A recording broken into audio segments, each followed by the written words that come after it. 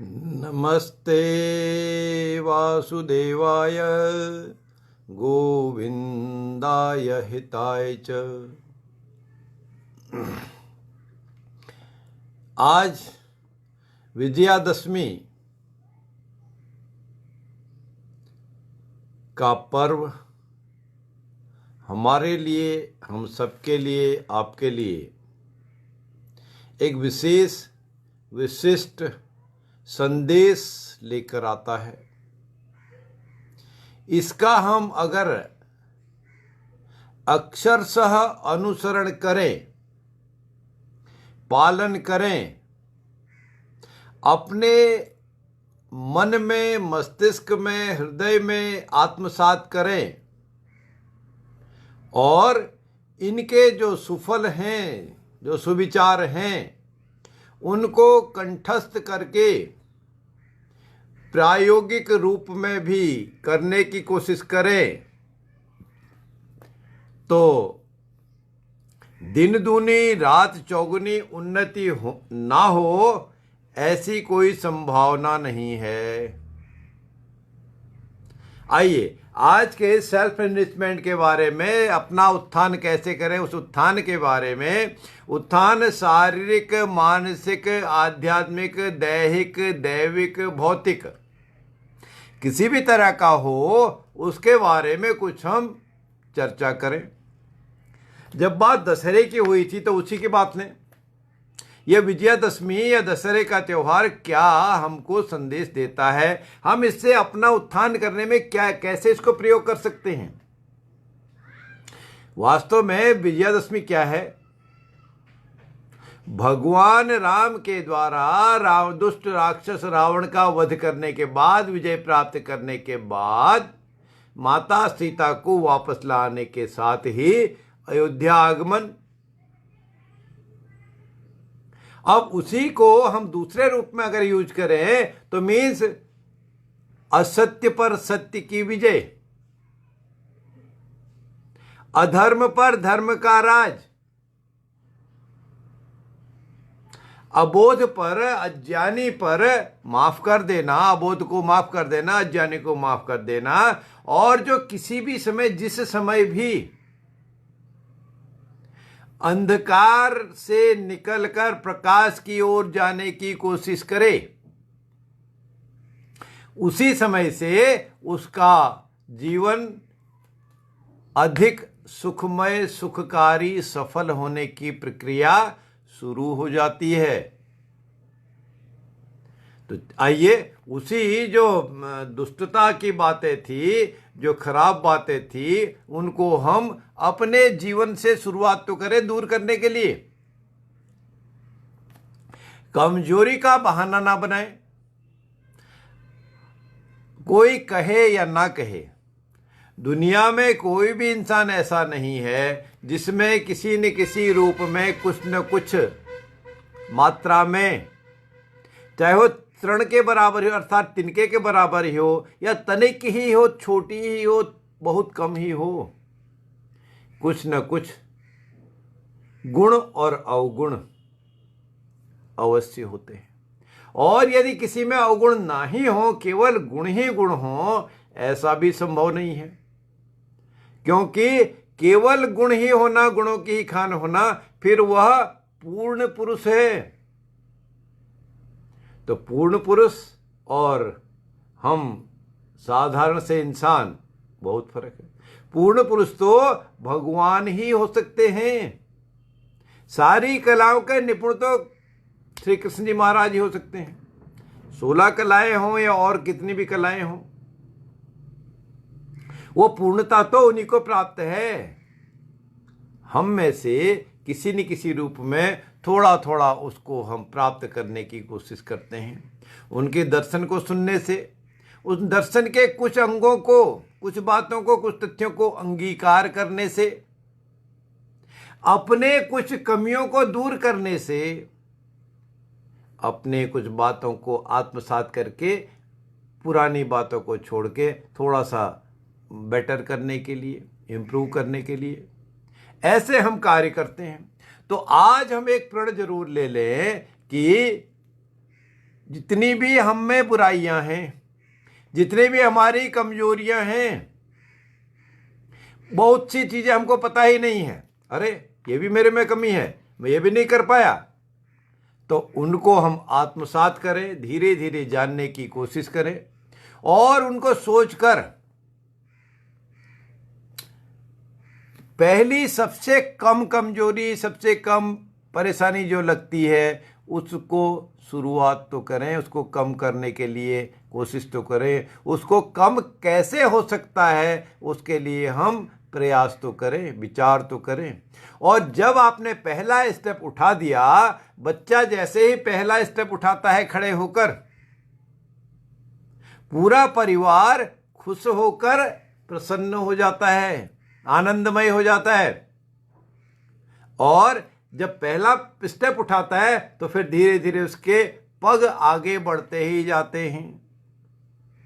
फिर क्या होता है, पग आगे बढ़ते जाते तो फिर वो जीवन में तरक्की करते करते करते करते कई योजन को भी लांघ जाते हैं, बहुत लंबी यात्रा को भी वो करते हैं। जरूरत कहां तक होती है, शुरुआत करने की, अर्थात जब तक पहला पैर नहीं उठाया बच्चे ने, जो अबोध सा बालक था, तब तक तो इंतजार सबको रहता है। और जब उठ गया, आज कल परसों आने वाले समय में, महीने में, हफ्ते में, साल में और वर्षों में, फिर उसको कोई काउंट नहीं करता है कितने स्टेप आपने किए, कहां तक वो पहुंच चुका। क्योंकि इंसान के लिए भी स्काई इज द लिमिट, आसमान तक भी पहुंच सकते हैं हम, चंद्रमा मंगल पे तो जा ही रहे हैं, कई दूसरे ग्रहों की भी तैयारियां हैं। इसलिए जरूरत किस चीज की है, हम सुधार की कोशिश तो करें और अपने आप में यह मान के चलें कि हम में, मेरे में बहुत सारी डेफिशिएंसीज हैं। और जब हमने मान लिया, एक्सेप्ट कर लिया, तो फिर वह सिद्ध पुरुष बनने से उसको कोई नहीं रोक सकता। आत्मसात हमने कर लिया, ग्लानि ही भले ही हो, करेक्शन का स्टेप हमने शुरू तो किया, उसके लिए रास्ता अनंत का भी इंतजार कर रहा है, अर्थात उसको बहुत सारी चीजें मिलने की पूरी संभावना है।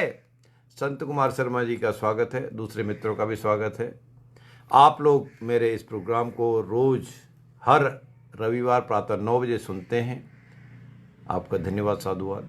आप दूसरे एक एग्जाम्पल दें, उसको हम करेक्ट करने के लिए, इंप्रूव करने की बात कर रहे थे। देखिए कहां से एग्जाम्पल है, मैं बाहर गया या आप बाहर गए, आपको लगा कि वह सामने वाला चाहे जानबूझ के कर रहा हो या गलती से हो रहा हो, किसी के साथ दुर्व्यवहार कर रहा है, कर रही है, और आपने इंटरफेयर करके उसको रोकने की कोशिश की, उसको समझाने की कोशिश की, बजाय वो रुकने के, मानने के, उसने तो आपके साथ ही दुर्व्यवहार कर दिया और साथ में डरा धमका भी दिया कि भैया मैं तो पुलिस बुला लूंगी, पुलिस बुला दूंगा, और साथ ही और भीड़ इकट्ठी कर ली। आपने 4 बातें उसके बारे में सोची, 4 बातें कही, तब फिर भी उसमें सुधार नहीं हुआ, उल्टा आपने अपने आप को गिलानी लगा ली, गिलानी समझ के कि भैया मैं तो गाये बगाए खम का इसमें लफड़े में फंस गया। तो लोग किनारा काट लेते हैं, कन्नी काट लेते हैं। एक एग्जाम्पल अगर मैं आपको दूं, एक मेरे मित्र हैं, काफी 20 साल से अधिक पुरानी बात है, अपने 2 व्हीलर स्कूटर से जा रहे थे, रास्ते में उनको दिखा कि एक कोई सज्जन रोड के किनारे बैठे हुए थे, कराह रहे थे।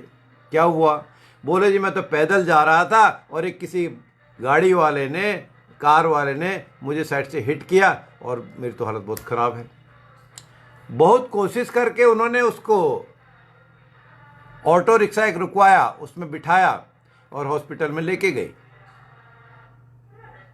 हॉस्पिटल लेके गए तो बजाय डॉक्टरों ने उसको फर्स्ट एड तुरंत दे देने के या चिकित्सा सुविधा सेवा शुरू कर देने के, पुलिस छानबीन शुरू की, पुलिस को इंटीमेट कर दिया, पुलिस बुला ली।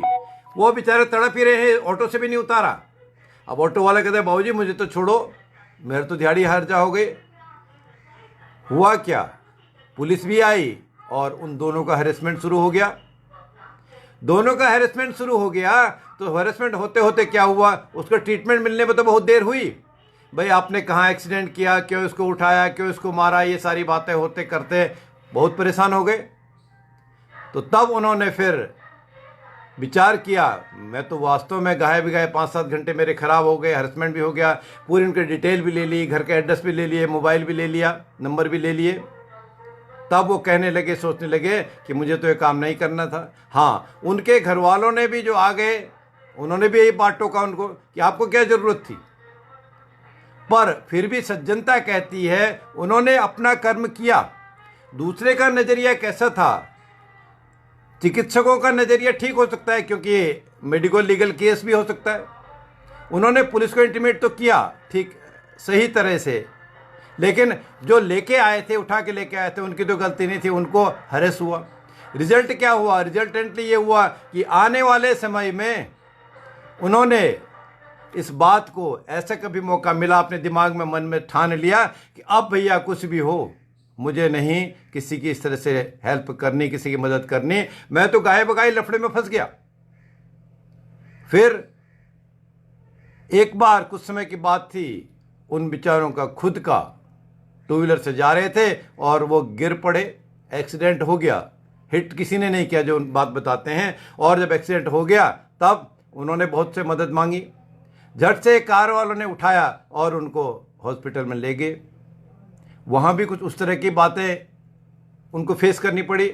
वह कह रहे हैं कि भैया ये तो लेके आए हैं, मैंने इनसे रिक्वेस्ट की थी, लेकिन जो हॉस्पिटल का रवैया था, उन्होंने पुलिस बुला के 10 छानबीन होती रही और वो बेचारे हैरेस होते रहे। ये इनको पेन भी इतना ज़्यादा नहीं था, फिर भी कह रहे हैं कि भाई ये तो मैं तो हेल्प थी, पर फिर भी पूरा चालान भर के पूरी डिटेल लेके हैरेसमेंट हुआ।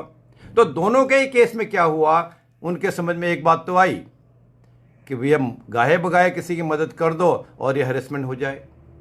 फॉर्चुनेटली कुछ सालों के बाद सुप्रीम कोर्ट ने एक ऑर्डर किया है कि यदि कोई सड़क किनारे कहीं भी कोई एक्सीडेंट केस है और वो उसको मदद पहुंचानी ही चाहिए, आपका धर्म भी है, कर्म भी है, कोर्ट का आदेश भी है, और उसको कोई विशेष रूप से हैरेस नहीं किया जाएगा। थोड़ी बात पूछ के कैसे लो, इतना बयान तक की बात तो ठीक है, हैरेस नहीं किया जाएगा, और ये अल्टीमेटली लॉ भी बना।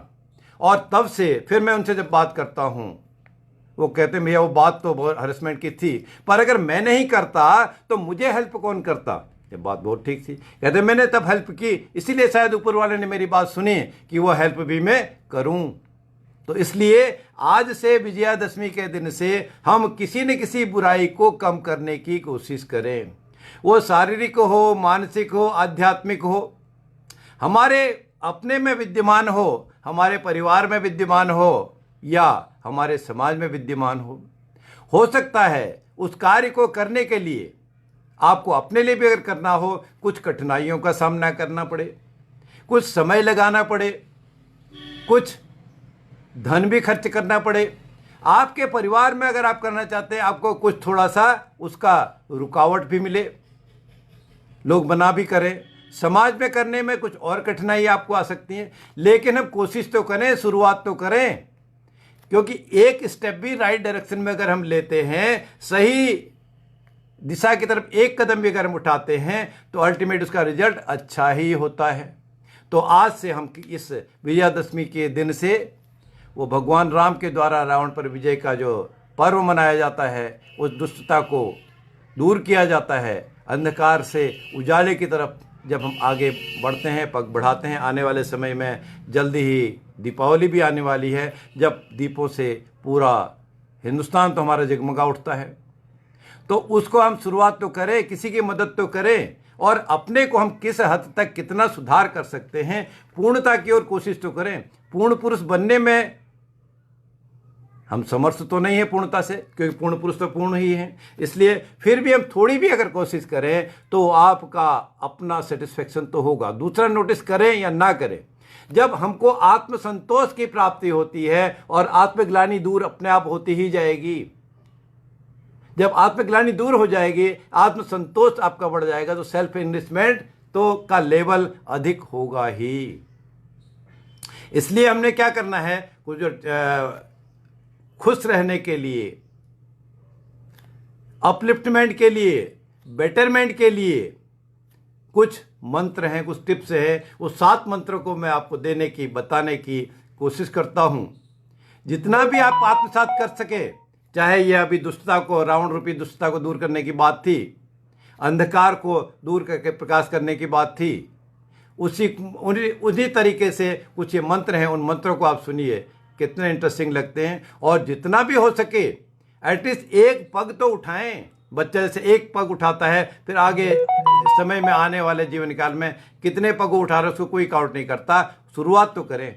शुरुआत करने से हमको बहुत सी चीज़ों की प्राप्ति होती है, नेगेटिविटी दूर होती है, सफलता की सीढ़ियां हमारे नज़दीक आते रहती हैं। या मैं तो यह भी कहूँगा कि वो सफलता की सीढ़ियां अपने आप आपके कदमों को चूमते रहती हैं और आप आगे बढ़कर उन्नति के शिखर पर पहुंच जाते हैं। अब उन्नति के शिखर पर कैसे पहुंच जाना? क्या धन दौलत से, पावर से कोई कुछ खरीद सकता है? इज्जत खरीद सकता है? मान सम्मान खरीद सकता है? आपके डर की वजह से, आपके धन की वजह से, आपके प्रभाव की वजह से कोई रिएक्ट सामने तुरंत ना करे, लेकिन प्राप्ति तो वह है जो पीछे से रिस्पेक्ट आपको दे, रिगार्ड आपको करे, आपकी इज्जत करे, आपका मान सम्मान हो, आपके बारे में 10 लोग बोले। क्यों स्वामी विवेकानंद जी का नाम आज बड़े आदर से लिया जाता है? ना कि आज की तरह के हम अपॉर्चुनिस्ट की तरह एक्ट करें और दूसरे भी आप सामने तो आपके अपॉर्चुनिस्ट की तरह बात की और पीछे से कुछ और ही बात करते रहे। इसलिए उन जो 7 मंत्र हैं, उन 7 मंत्रों को हम सुनते हैं, जितना हम आत्मसात कर पाए उनको कोशिश करते हैं। पहला मंत्र है कि सोच कम करें, बहुत ज़्यादा थिंकिंग मत करें, लेकिन किसी भी चीज़ को फीलिंग ज़्यादा रखें, उसको फील ज़्यादा करें, अनुभव अधिक करें। जब हम किसी भी चीज़ का, चाहे स्मेल है, बैड स्मेल है या अच्छी खुशबू है, सुगंध है, अच्छा एटमॉस्फेयर है, अच्छी बातें हैं, बजाय सोचने से क्या है, हम एक्ट कुछ नहीं कर रहे हैं। अनुभव अगर हम कर रहे हैं, अनुभव करने के बाद हमको पता चल रहा है यस, इससे हमको खुशी मिल रही है, पॉजिटिविटी मिल रही है, तो पहला मंत्र सोचना कम करना है और अनुभव अधिक करना है, अर्थात एक्ट करना है हमने। यदि जरूरत हो कहीं पर रिएक्ट करने की तो रिएक्ट करें, जरूरत ना हो तो वो रिएक्ट में नहीं करना। वो रिएक्ट करने से यदि आपको क्रोध आ जाए, दूसरे का कोई नुकसान हो जाए, अपनी बात बिगड़ जाए, या आप रिएक्ट करके जबरदस्ती कोई काम करवा लें किसी से, उसको छोड़ें, अनुभव करके, आत्मसात करके आगे बढ़ने की कोशिश करें। पहला मंत्र। और दूसरी बात, भयभीत ना हो, डरे नहीं, क्योंकि गलती तो उसी से, जो करेगा गलती तो उसी से होगी।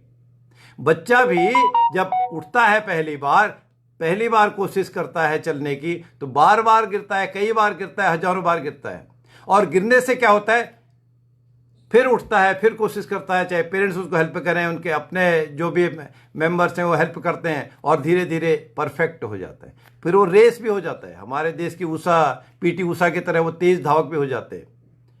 मिल्खा सिंह जी की तरह जो ओलंपिक चैंपियन हैं, वैसे भी उस हद तक पहुंचता है। लेकिन कोई भी इंसान पैदा होते ही मिल्खा सिंह जी की तरह या पीटी उषा की तरह इतना तेज नहीं दौड़ सकते। इसलिए डरे नहीं, शुरुआत तो करें। आप डरते ही रहेंगे तो वैसे ही आपने अपने आप में कोई डेफिशिएंसी ला दी। जब डेफिशिएंसी ला दी तो फिर आगे कैसे बढ़ेंगे, दुष्टता को कैसे दूर करेंगे? क्योंकि आज का मैसेज तो हमारा दुष्टता ही दूर करने का है, कमियों को ही दूर करने का है। वह सबसे पहले अपने आप से शुरू करेंगे तो भयभीत ना हो और झूठ ना बोलें।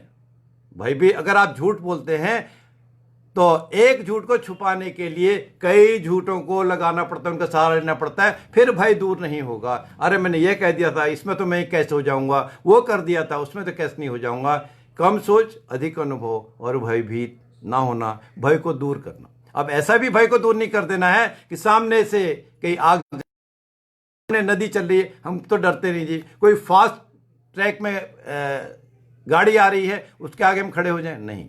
जो जरूरी है उसको करें, लेकिन ऐसा भयभीत ना हो कि आपको अपने पर भी रिस्क उठाना पड़े। जहां जरूरत हो उससे डरना ही चाहिए, और भगवान से, परमपिता से डरना ही चाहिए। दुष्कर्मों से, दुष्टता से डर आपको दूर रहना ही चाहिए। भयभीत ना भी हो, दूर रहना ही चाहिए। लेकिन आपको भय करने की जरूरत ना हो। कब होगा? जब आप आत्मसात करके अपना विकास, नैतिक, चारित्रिक, मानसिक विकास कर लें। क्योंकि धन तो सबके पास आता है, धन का विकास तो सबके पास होता है, किसी न किसी रूप में धन आता है, कम या ज्यादा।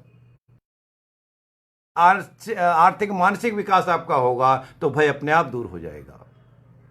और एक और बात बहुत अच्छी कही है कि मुस्कुराना अधिक, मुस्कुराओ अधिक। लेकिन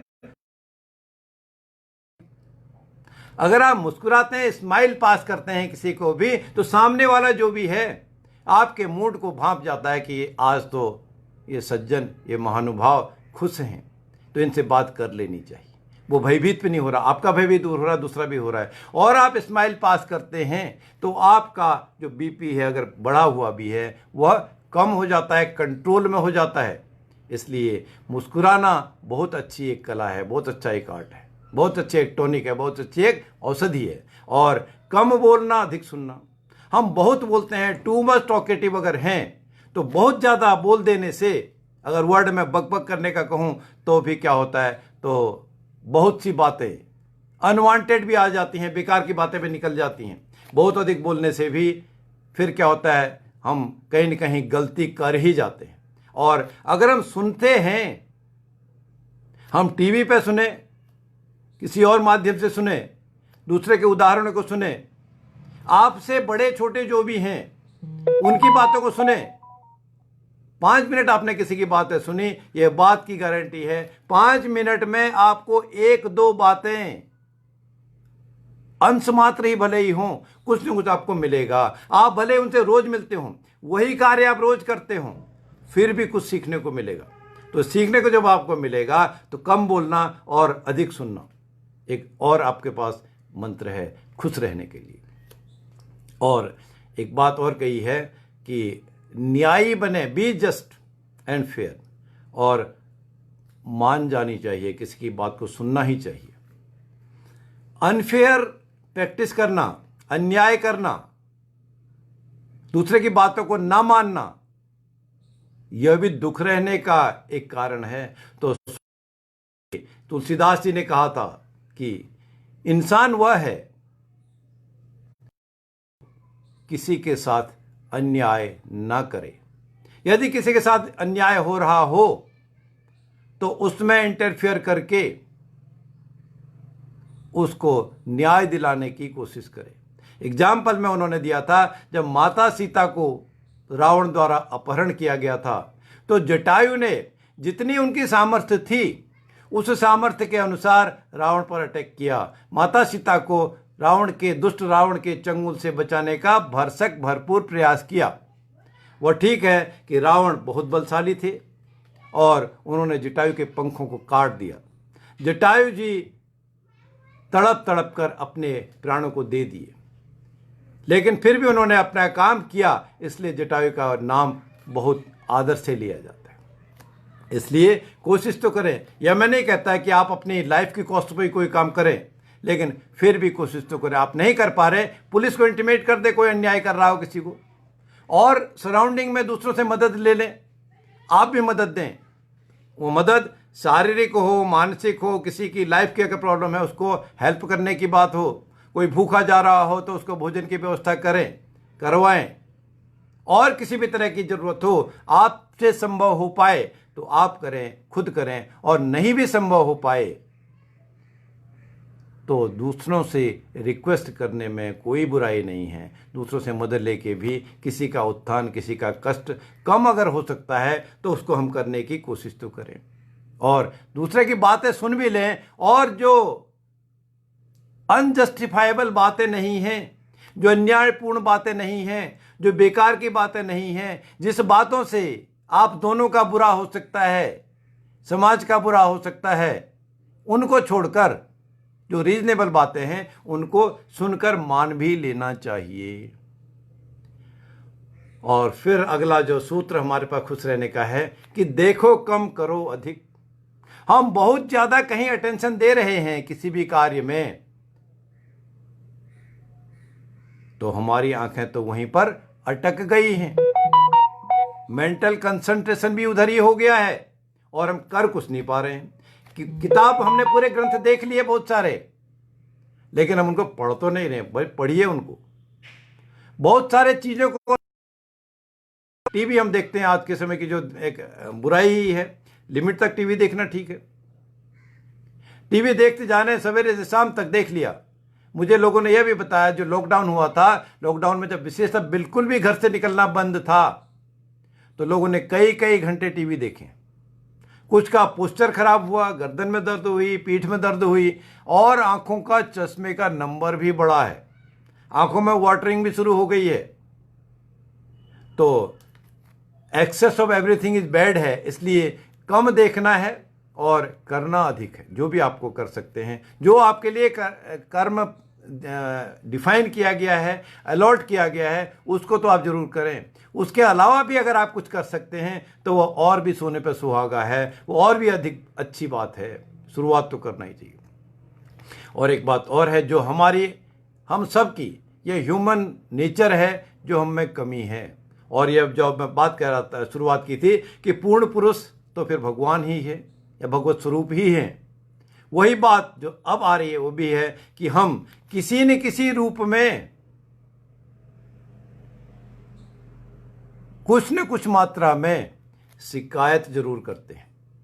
ये काम सही नहीं हुआ, ये काम जल्दी हो गया, ये काम ज़्यादा हो गया, या भोजन अच्छा नहीं है, या भोजन में टेस्ट में खराबी है, उसने आज ये काम नहीं किया, उसने पैसा नहीं दिया, बैंक से भी ट्रांसफ़र नहीं हुआ, टैक्स ज़्यादा कट गया, या किसी को देना था थोड़ा सा दे दिया, या किसी आपको एक्सपेक्टेशन थी कम मिला।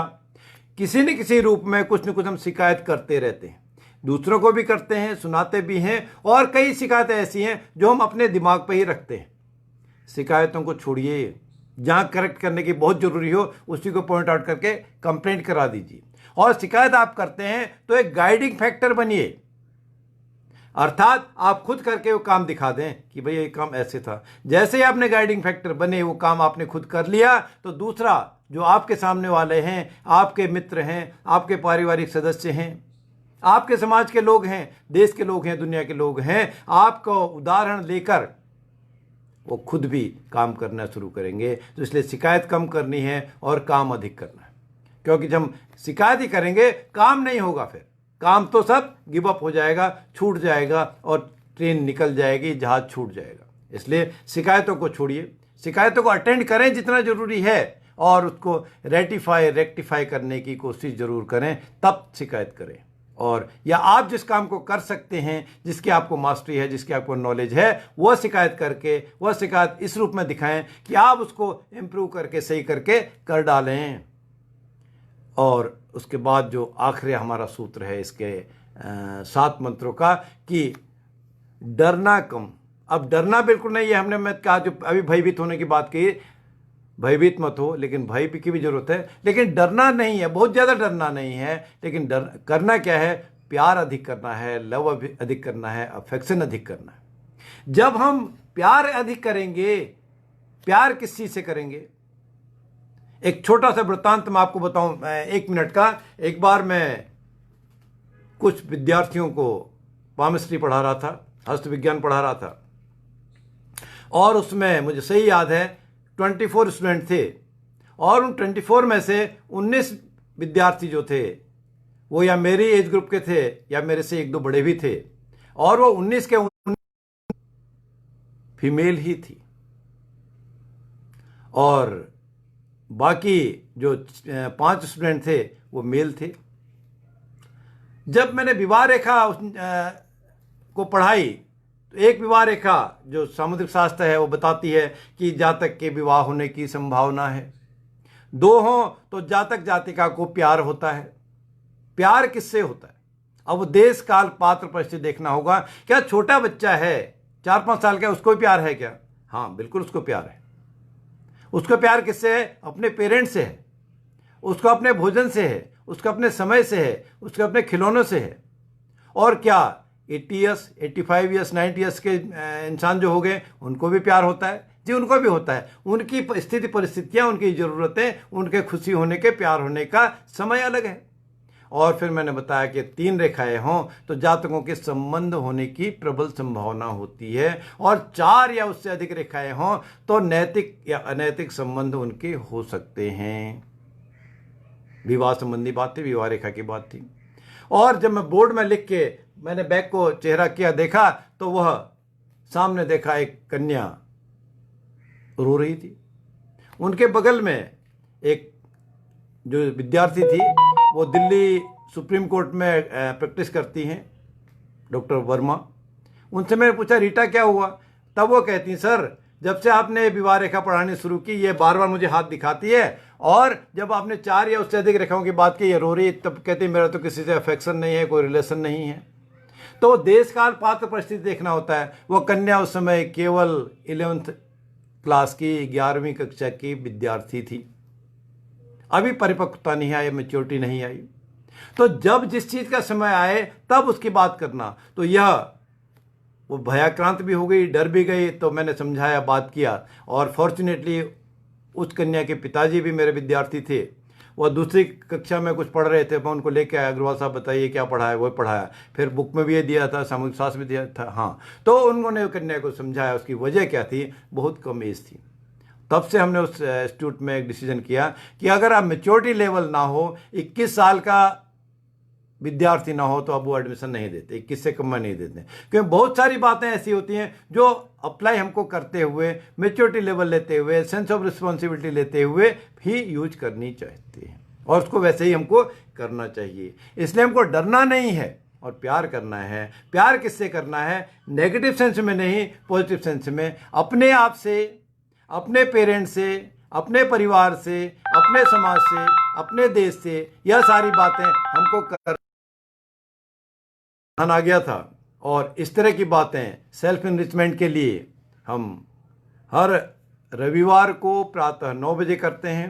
आप लोग बहुत ध्यान से सुनते हैं, आपका धन्यवाद, साधुवाद। बहुत से मित्र जुड़े हैं, और जो देर से जुड़े हैं, जो नहीं जुड़ पाए हैं, उनके लिए वीडियो भी अवेलेबल रहता है, वो देखें। रिस्पेक्टेड आरपी सिंह साहब वॉच कर रहे हैं, बहुत ध्यान से, मैं देख रहा हूँ, पूरा उन्होंने देखा। सर आपके लिए धन्यवाद, साधुवाद, और आपका गाइडेंस, आपकी बातें, आपका प्रोत्साहन मुझे हमेशा प्रोत्साहित करता रहता है।